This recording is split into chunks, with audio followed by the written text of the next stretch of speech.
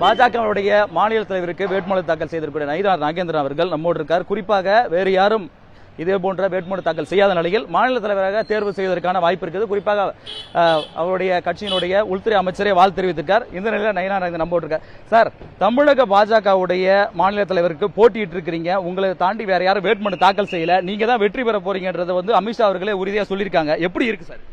இல்லை, அது எனக்கு நாளைக்கு தான் தெரியும். ஏன்னா இப்போ நான் 4 மணி வரை நாமினேஷன் வந்துட்டேன்.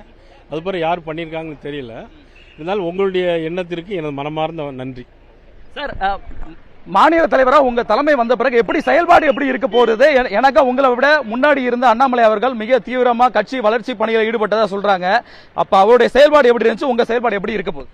அவருடைய செயல்பாடு என்பது மிக சிறப்பாகவே இருந்தது.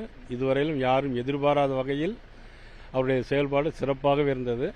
அதே போன்று செயல்படுவதற்கு நானும் முயற்சிப்பேன். என்டிஏ கூட்டணியில் மீண்டும் எடப்பாடி அவர்கள் இணைஞ்சிருக்காரு. ஒரே மேடையில் பங்கேற்றிருக்காரு. அமித்ஷா தலைமையிலான இந்த மேடையில் பகிர்ந்திருக்காரு. எப்படி இருக்கு சார் இது? கட்சி அடுத்த கட்டமாக தேர்தலுக்கு எப்படி தயாராகும்? தேர்தலுக்கு இன்னும் 1 வருஷம் இருக்கு. இன்றைக்கே கூட்டணி அறிவிச்சிருக்கிறாங்க. முன்னாள் முதலமைச்சர் மதிப்புக்குரிய அண்ணன் இபிஎஸ் அவர்கள் வீட்டில் போய் இன்னைக்கெல்லாம் சாப்பிட்டுட்டு பேசிட்டு வந்திருக்கிறோம். இது மற்றவே போக நம்ம பார்த்துக்கலாம். குறிப்பா உங்களுக்கு அண்ணாமலை அவர்கள் பரிசா பேனா கொடுத்ததா சொன்னாங்க. அந்த பேனா பத்தின கதை அதான் நாமினேஷன் பேப்பரில் கையெழுத்து போடணும். அவருடைய பேனா எடுத்து அவரே எழுதி அவரே கொடுத்தார். இது அவருடைய பெருந்தன்மை. அண்ணாமலை அவர்கள் என்ன சார் சொல்ல போறீங்க? நன்றி. பாரதிய ஜனதா கட்சியினுடைய தமிழ் மாநில தலைவருக்கான இந்த போட்டியில் நயினார் நாகேந்திரன் அவர்கள் வேட்புமனு தாக்கல் செய்திருக்கிறார்.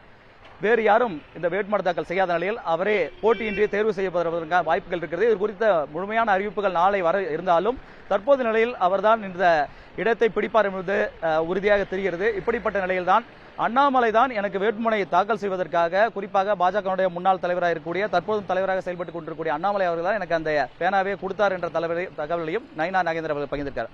புதிய தலைமுறைக்காக ஒளிப்பதிவாளர் கிருஷ்ணாவுடன் சுரேஷ்குமார்.